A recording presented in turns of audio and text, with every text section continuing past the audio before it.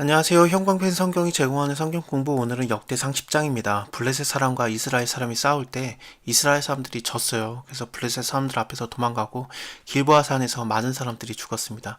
블레셋 사람이 사울과 그 아들들을 추격하여서 사울의 아들 요나단, 아비나단, 말기수아를 죽였습니다.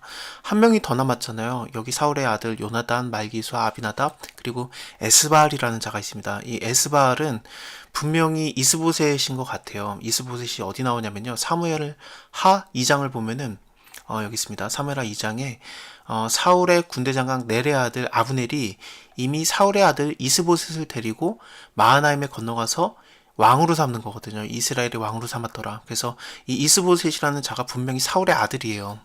이걸 보면은 사울과 그 아들들이 다 죽었지만 그 사울의 아들이었던 남아 있었던 에스발, 뭐 이스보셋이라고도 하는 그자가 남아 있었기 때문에 사울을 대신하는 왕으로서 이제 이어지는 거죠. 다윗은 헤브론에서 왕이 돼서 유다를 다스렸지만 나머지 지파들은 아직까지 사울이 다스리는 형태였었어요. 물론 실질적인 권력가는 아브넬이었습니다. 아브넬이 모든 권력을 쥐고 흔들었었고, 어느 정도였냐면은 사울의 첩과 동침을 할 정도였습니다. 그래서 그 이스보셋이 어떻게 너 내 아버지의 그 첩이었던 사람이랑 동침을 하냐, 그 말을 했다가 아브넬에게 죽을 뻔합니다. 그 정도로 아브넬이 절대적인 권력가였고, 그 이스보셋은 그냥 바지 사장님 같이 바지 왕이었어요. 아무런 힘이 없었습니다.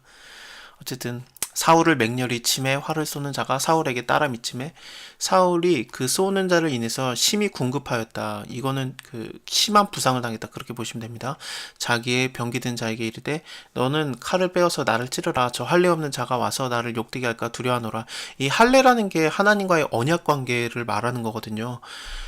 이게 놀랍게도 사울은 하나님께 기름 부음 받은 자, 그러니까 그리스도임에도 불구하고 하나님의 말씀을 버렸었어요. 여호와께 묻지 아니하고 여호와께서 그래서 저를 죽이셨다. 그 나라를 이새의 아들 다윗에게 돌리셨다. 저가 하나님의 말씀을 지키지 아니하고 신접한 자에게 가르치기를 청하였기 때문이다. 이런 식으로 밑에 나옵니다. 그래서 할례 없는 자와 같은 행동을 자기 스스로 했던 겁니다.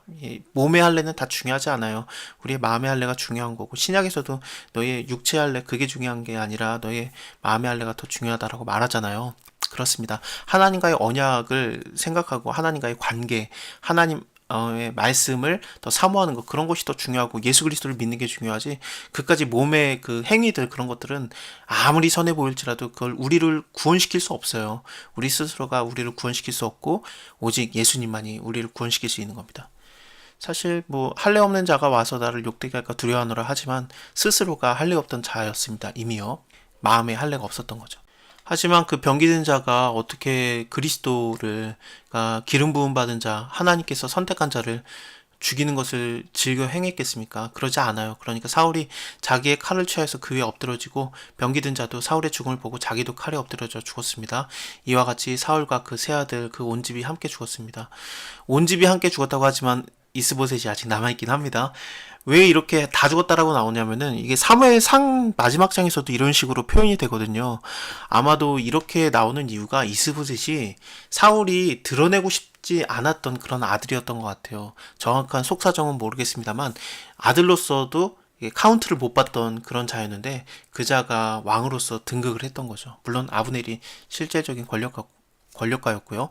그 아브넬도, 아브넬이 넬의 아들이라는 뜻이거든요. 이름 자체가. 넬이 또 사울과 친척 관계죠. 그래서 서로 다 같이 좀 아는 사이입니다. 어쨌든 자기네들끼리 다 해먹는 그런 거였습니다.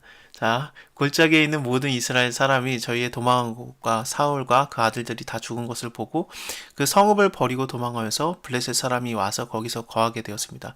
이튿날에 블레셋 사람이 와서 죽임당한 자를 다 벗기다가 사울과 아들들을 본 거예요.